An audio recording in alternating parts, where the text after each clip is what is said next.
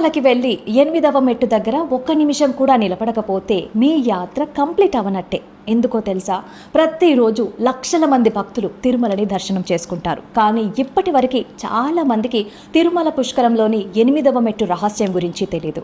మన శరీరంలో ఉన్న 7 చక్రాలని తిరుమలలోని 7 కొండలని పండితులు చెప్తున్నారు. అలిపిరిలో అడుగు పెట్టగానే మనలోని శక్తి కేంద్రాలు యాక్టివేట్ అవుతాయంట. కానీ అసలైన రహస్యం స్వామి పుష్కరిలోని 8వ మెట్టు దగ్గరే ఉంది. దీనినే అష్టమ సోపానమని అంటారు.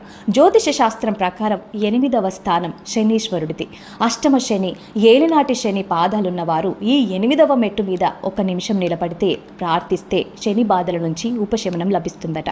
అలాగే మన శరీరంలోని వెన్నెముక నాడీ వ్యవస్థ ఇక్కడే సమతుల్యం అవుతుందట. అందుకే తిరుమల వెళ్ళినప్పుడు పుష్కరిలోని 8వ మెట్టు దగ్గర 1 నిమిషం ఆగి ప్రార్థించండి. మీకు తెలియకుండానే ధైర్యం, స్థిరత్వం, మానసిక బలం మీ శరీరంలో ప్రవేశిస్తాయి. ఇదే తిరుమల 8వ మెట్టు మహిమ.